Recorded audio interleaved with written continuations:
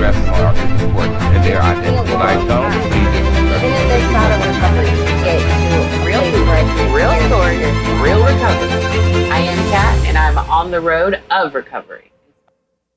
All right, so my name's Amanda Hall, and I'm from Fairfield, Ohio. I'm a person in long-term recovery, and I will be approaching 8 years of recovery November 11th this year. That is so very cool. Well, very exciting. Thanks for coming out and joining us. If you could start off by sharing a bit about your childhood, what was life like growing up? Yeah, so, I've done a lot of reflection over my life and trying to figure out, why things happened the way they did. And obviously, a lot of it starts in childhood. I didn't have a bad childhood, but there was definitely some traumatic events that I feel like led up to me being a person with substance use disorder. My mom and dad divorced when I was 4. So that was like one of my first memories. And I really loved my dad. And for him not to be around all the time like he originally was really hard for me. And I felt different growing up in school. After my mom and dad divorced, my mom got with a live-in boyfriend, and they were together for a long time, the majority of my childhood. And there was domestic violence that I was witness to, and also like smoking marijuana, drinking all the time, like not your ideal childhood for a young girl to grow up in and experience those things. But I put my all into my school. I think looking back at and learning some things, people who grow up with traumatic things that happen in their childhood, they tend to be perfectionists, and that was me to a T. So I graduated high school with a 4.0 GPA. Summa cum laude, had a gold robe. I was so proud of that. And I was in National Honor Society, the Community Service Club president. I was ready to go to college and become a teacher. And, my life was looking good. Was doing good in college, got a job in the restaurant industry to help pay my way through college. But the restaurant industry was also a segue in my life where I would succumb to peer pressure and started going out and hanging out at the bars and smoking marijuana. And in the back of my mind, I'm like, you got to be careful, Amanda. You know what your family tree is like. But I was like, I'm, about to be 21. I'm just enjoying my, young 20s. I'll be all right. I got everything under control. And then I got really into the restaurant industry because I, like with anything I do, like once I do it for a while, I become really good at it. So I became a great server. And then they were like, we want you to be a trainer. And I became a trainer. And then they were like, well, we're opening up new restaurants and we want to send you out and represent our store and have you go out and open the new restaurant and train other people. I was like, sweet. So I got to go to like Palm Beach, Florida. I got to go to Albuquerque, New Mexico, Buffalo, New York. And then I realized, maybe I can make a career out of this. And I saw that if you were a general manager with the company, you could make 6 figures. I'm young. I'm not thinking in, like a grown adult should think. And I'm like, well, why would I want to be a teacher? So I did like 3.5 years of college. We're not 2.5 years of college. And then I stopped. And I just put my all into the company that I was working with and seeing how high I could go with them. So didn't end up finishing college, but I was excelling with the company that I was with. And this has always been the story for me. I'll have everything together in school or I'll have everything together at work. But outside of that, I can be a hot mess. If you know my story, I've always struggled with my weight from the time I was little. I remember being in like young grades, like first grade, and already having to wear a training bra. None of the other girls were wearing one. And nobody ever really taught me how to eat right and exercise. I wasn't really involved in any types of sports or anything like that growing up. So when I was introduced to cocaine, it was like, well, this is great. And this extends the party, you know.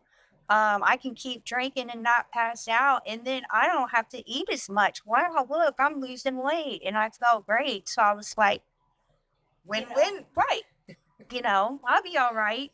Yeah. I can control it. I'm doing great at work. So in my head, I'm like, this is not a problem. I keep getting promoted. I'm able to keep this in control. But then one of the guys that I was with, he started introducing me to other drugs. He introduced me to crystal meth, and crystal meth was like the wonder drug for me. But the devil in disguise, At first you do it and you're like, well, this is cheaper. This, keeps me up for days. I don't have to eat. This is wonderful. I can get all of this work done because, there's always so much to do with my job. So that's another reason I would justify my use. Well, I have so much for my job to do. I can't keep up. I need something to help me keep up with the workload. It was like, nothing else mattered. I trained everybody up at my restaurant to be able to run things without me. So I thought, hey, they got this. And, I wouldn't show up to work very much. I wasn't taking care of my responsibilities. I was not being a good employee for the company anymore.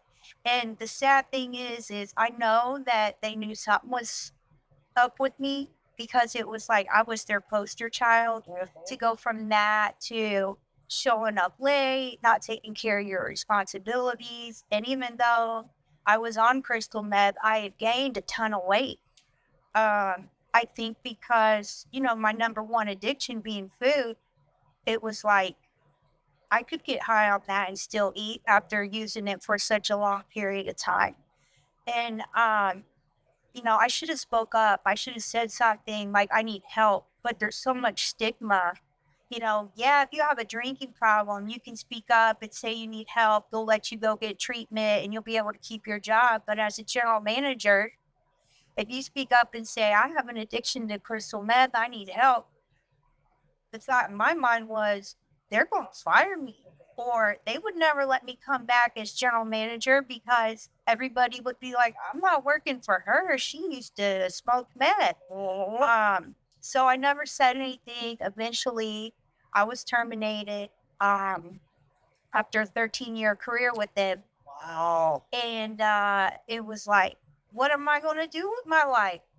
So I was getting unemployment.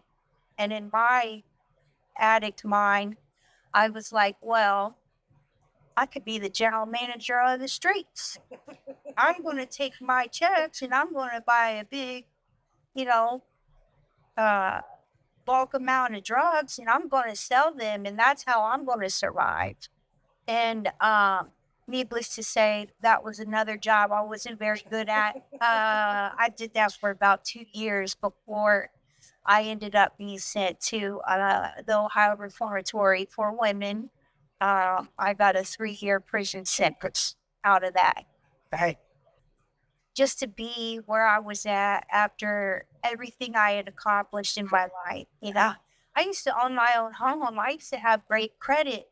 I used to have nice cars. Addiction took all of that from me. I went to prison with nothing. And I was like, for me to end up here, I'm here for a reason. God set me down to get my life together, and I'm going to do everything I can to come up out of this, 10 times better woman than I was when I came in. So that's what I put my mind to. I owed it to myself, but I also owed it to my family. I got to do something with myself while I'm in here. So I signed up for the most intense residential treatment program they had to offer, which is called Tapestry. They have a really low recidivism rate. So I was like, yes, I need to go to that, because that's going to help me ensure that I don't end up back in this place. And I need some type of treatment. It's really a behavior modification program, but they also get to the root of addiction and all that. And that program broke me down to build me back up. And, it was instrumental in my recovery and my transformation. And also, when I got to prison, I was in horrible shape. So at 27, I was diagnosed with rheumatoid arthritis. I could barely walk. I was 265 pounds. Like, I was a hot mess. So I got on my medicine, I got in that program, and for going from barely able to walk, I started walking out on the track every day. And I got up to where I was walking 5 miles a day. And then at one point, some girl that I was friends with were like, we're going to go out there and try run group, because they have what's called run group twice a day, where the women go out and they run around the track. It's a set time you can go out and do that in the morning and right before dinner. So I'm like, we're gonna go. And I jogged like one lap around that track and almost passed out. I went from almost passing out jogging around that track to I got up to where I could run 5 miles at once. And it was like a month before I was about to be released. I got a pass and it said JBM on it. I'm like, what the heck is JBM?